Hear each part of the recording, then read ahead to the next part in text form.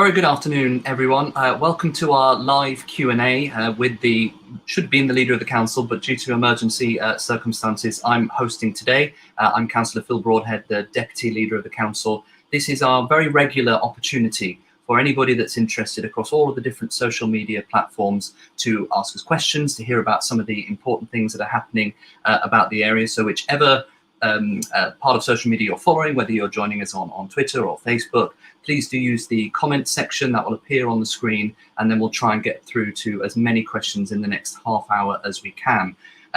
We've also got a special guest joining us today who I'll bring in a moment, which is our Director of Education, Cllr Rempel, to talk about some of the support and opportunities and things that we can offer and that are available for those that have been going through the A Level and GCSE results this week. So we'll come to Sarah in a moment. But first of all, we'll start with our regular update around the COVID situation. We've seen some really positive news this week in that 75% of all adults in the country are now double vaccinated. So we're clearly heading in the right direction.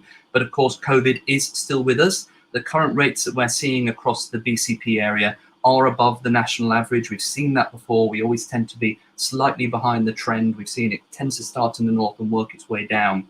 The current figures are around 489 per 100,000 across the Bournemouth, Christchurch and Poole area.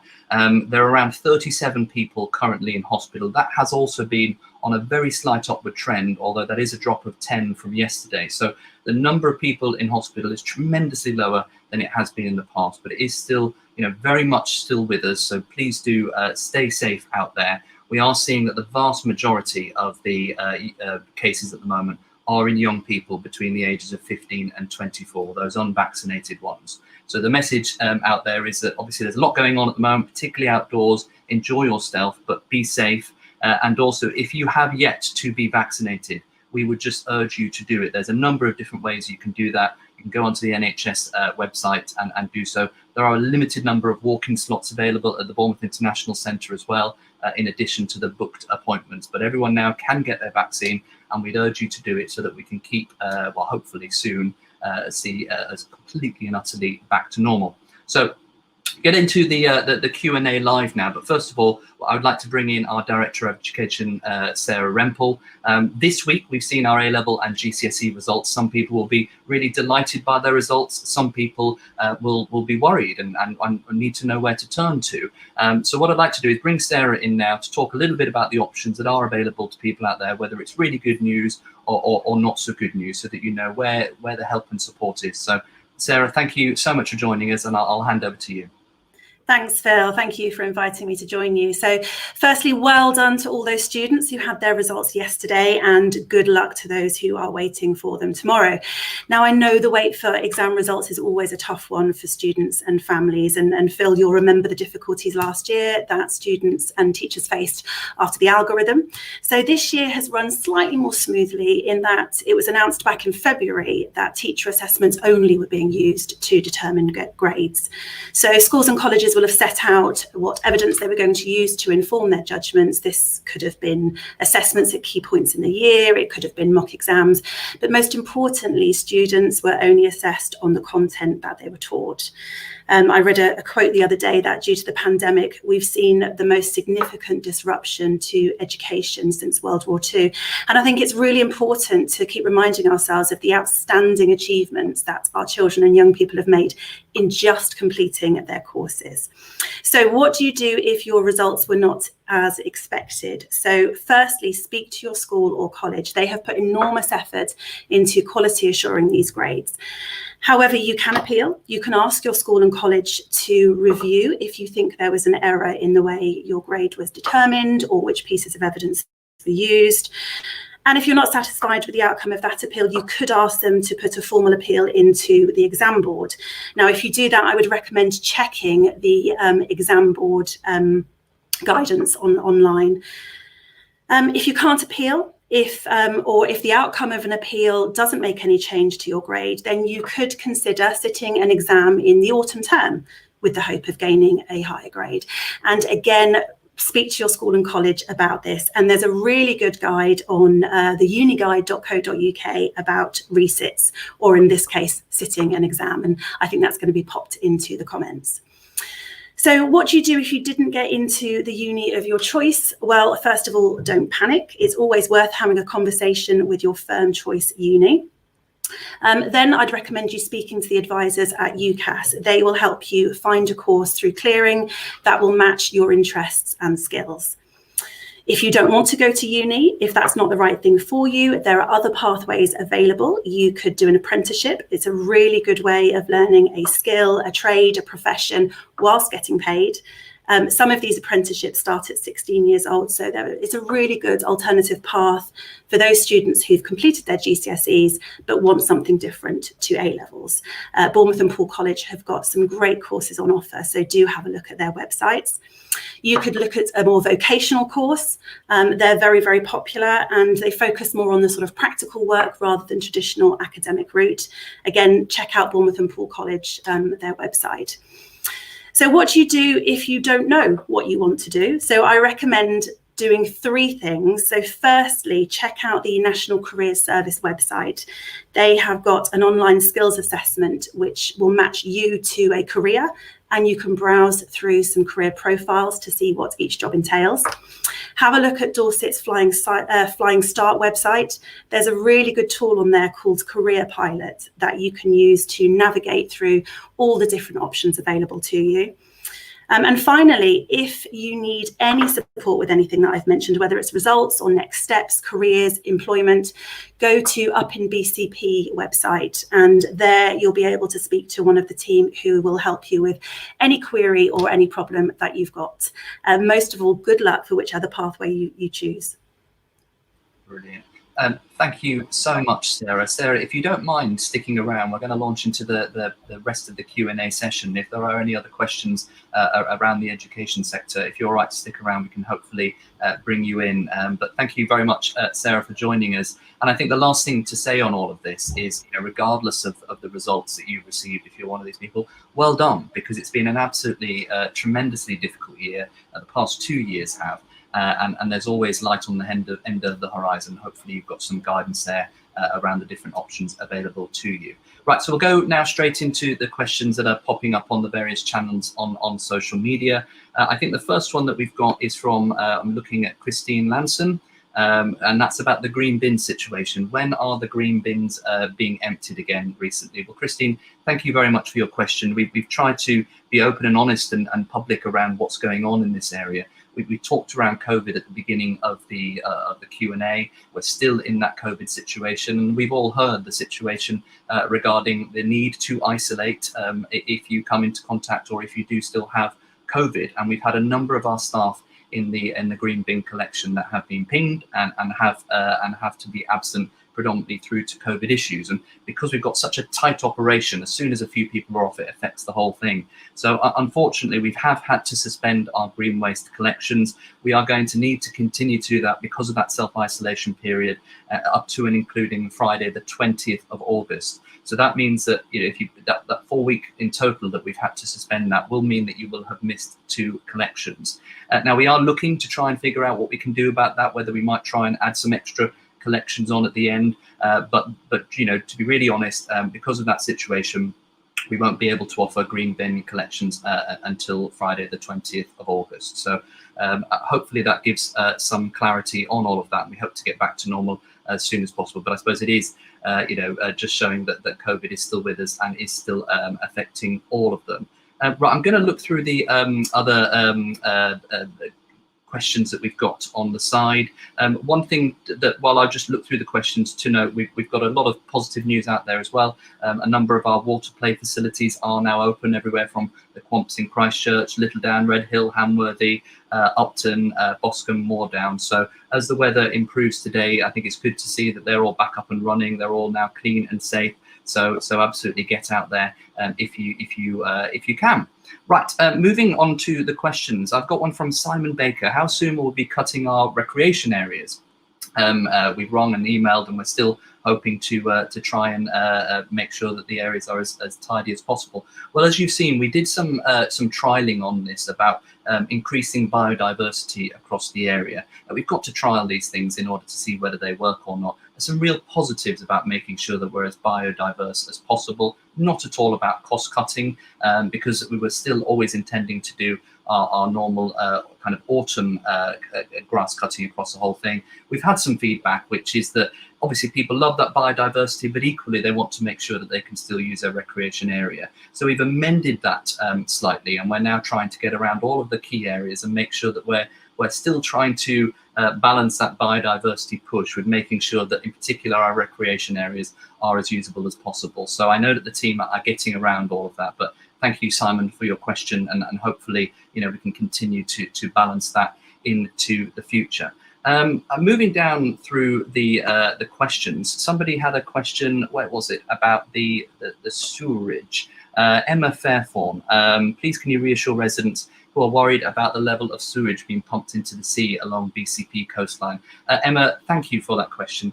I think we have to be honest. It's absolutely unacceptable that we're in the position at the moment that we have our sewers being overloaded, and that in certain limited cases sewage is being pumped into the coastline, particularly at this time of year. We're basically not taking no for an answer on this. It's not BCP Council's responsibility. It is, as you pointed out, Wessex Waters. And, you know, frankly, I think we're in a position of saying enough is enough. So I know our portfolio holders and indeed other councillors and all aspects of the council are engaging really strongly with Wessex Water. There's a long-term solution that we need to find as our population grows, but clearly in the short term, this is an absolutely unacceptable situation, and we're using absolutely every tool that we have to try and make sure that we fix that as soon as possible. So please have some assurance that it's very much top of the agenda. I've got some comments about boats in the harbour. That's something that we can take away at this time of year. Obviously, there's more people down than ever before.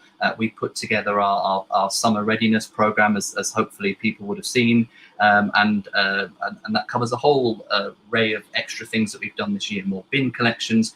As of this week, we've also got our new park and ride facility that's open. So Sandbanks now has a park and ride facility that starts in the Civic Centre in Poole and runs until the 5th of September. And there's loads of stuff going along on our seafronts as well. We've just launched our LV Kids Zone programme that goes until the 5th of September as well, and that helps to make sure that our kids are safe. And then, of course, we've got our Festival Coast Live programme as well. And if you haven't been out and about at the moment, we've got hundreds of activities going on this season-long series of events at Festival Coast Live. So on the screen, you can check out some of the ways you can find some of the events that are going on. Loads of different cultural events celebrating our amazing different diverse cultures that we have, events for children, events across Christchurch, Poole and Bournemouth, and there are hundreds of them. So please do check that out, because it's not all about the visitors. Most of these are for local people and local residents, and there's a lot of activity going on at the moment. Let me have a look through the comments and see what other things are coming in. There's a question on there about the sang at Throop. Annette French, why are you creating a sang at Throop when none of the locals want it? Throop is already a beautiful area which will be spoilt as a sang, just like the Camford sang. Well, look, this is a very emotive issue, Annette, as we know.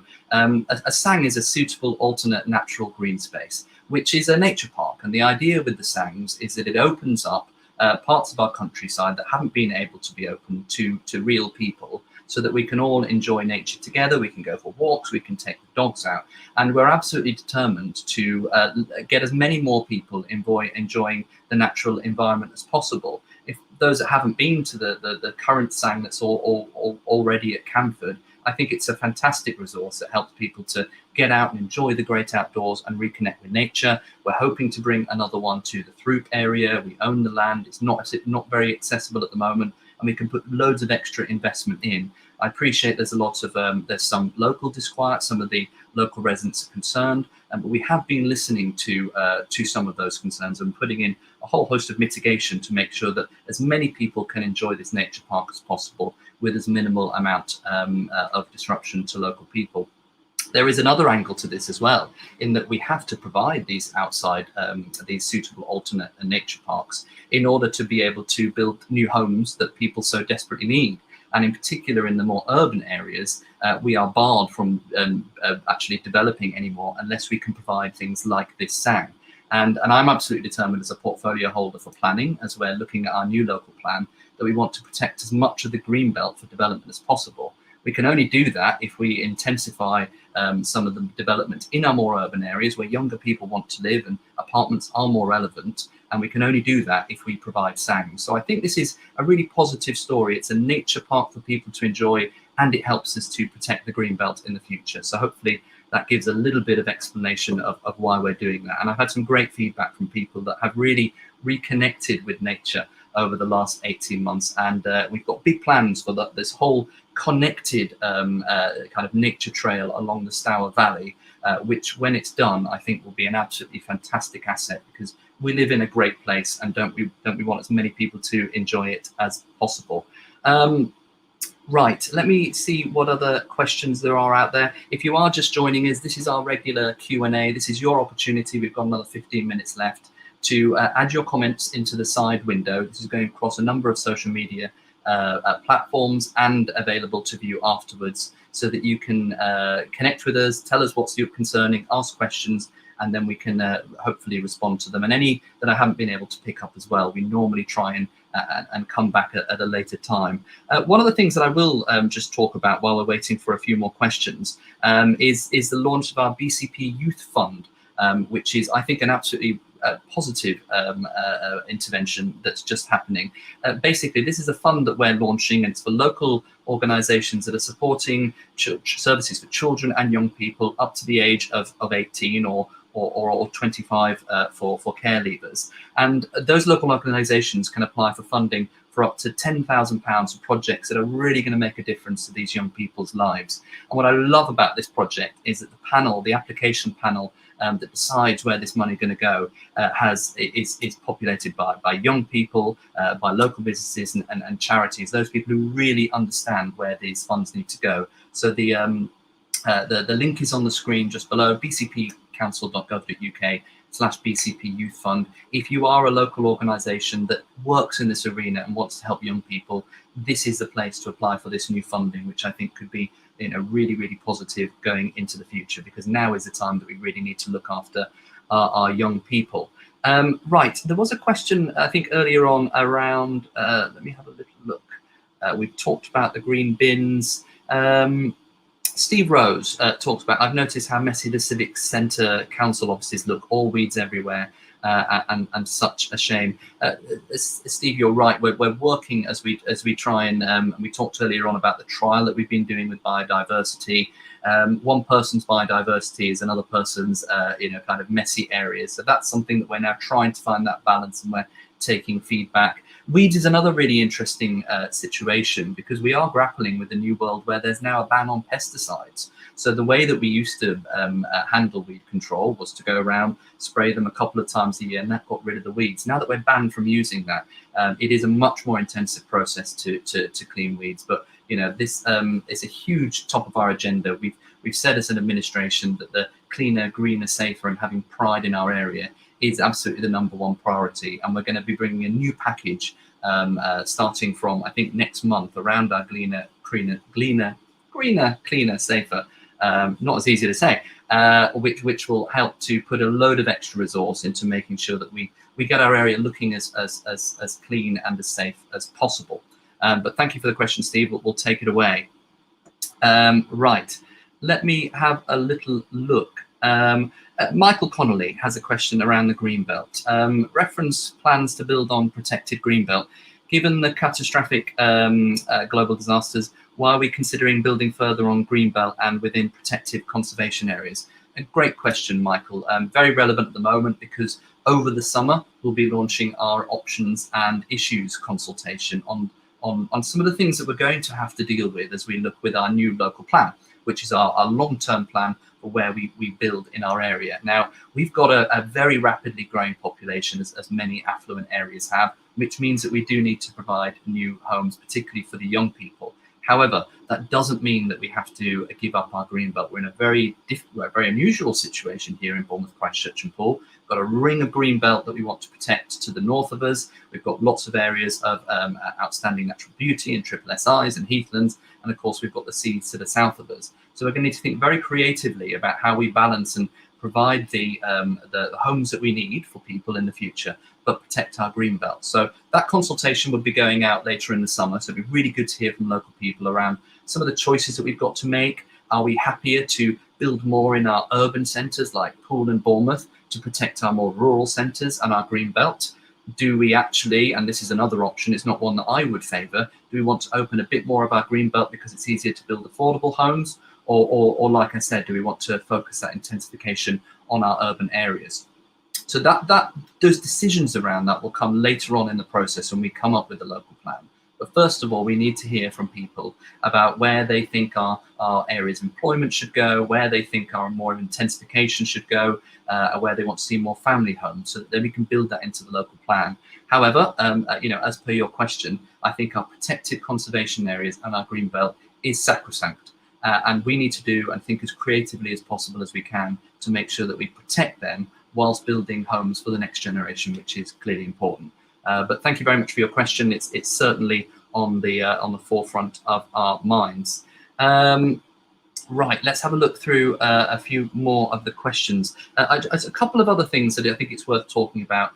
In my role, I look after regeneration, I look after the planning and the local plan, as we've talked about, and I also look after economic development. And you will hopefully seen a lot of the work we've been doing, providing bounce back grants and our bounce back challenge funds to small and big businesses across the area to help them leap out of lockdown rather than limp out of lockdown. And we're hoping that there will be one final round of discretionary grants. And this is money that comes from government that we've got to passport to be able to provide to businesses for that kind of last hurrah, to make sure that as we now finally come out of all of the COVID restrictions, that we're offering as much support as possible.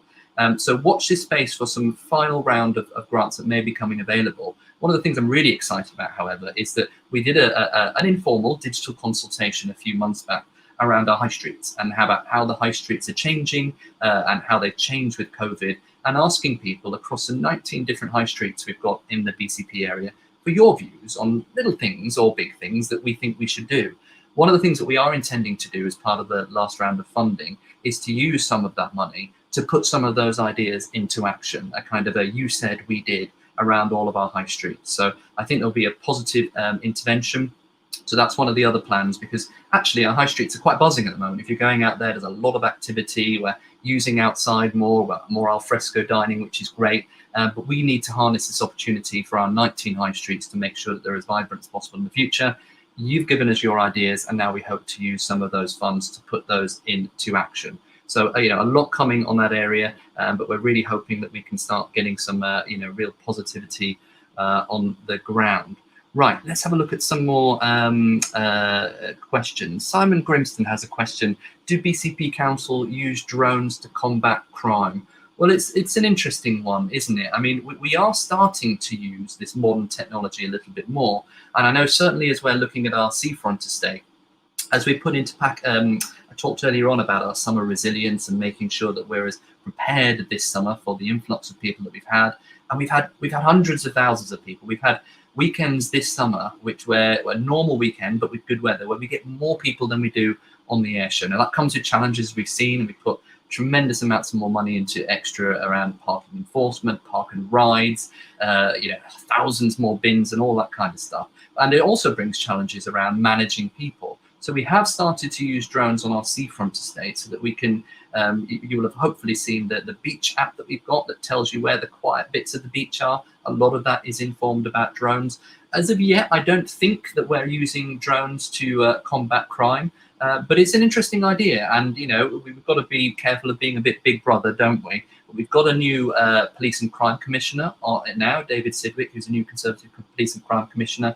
We'll be working with him to make sure that this ASB situation, which is brewing in certain areas, that we have a much more combined effort to tackle some of this stuff. And I'm really looking forward to working with David Sidwick more. Another thing to mention, we've seen a number, as we always do at this time of year, of unauthorised traveller incursions in the parks across the area. We put a tremendous amount of money to stop it happening, but some of these groups, they will find a way in by hook or by crook.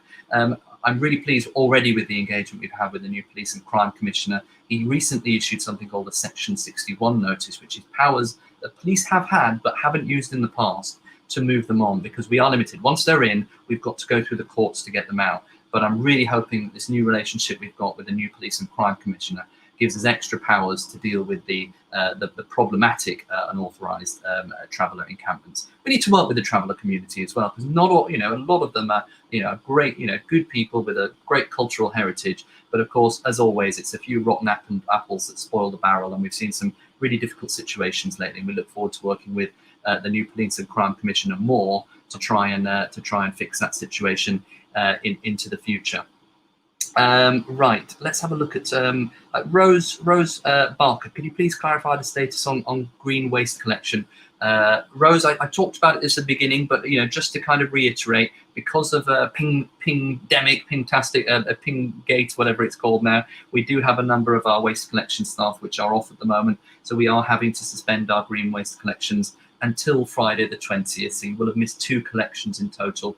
But as I said earlier on, we're really hoping to make sure that we can try and make that up in some way. And of course, there are other ways that people can dispose of their green waste at the local recycling stations across the area, or indeed thinking about composting and things like that. But really hoping to get back to normal on that as soon as possible. Right, let's have a look through other things that it might be worth talking about in the area.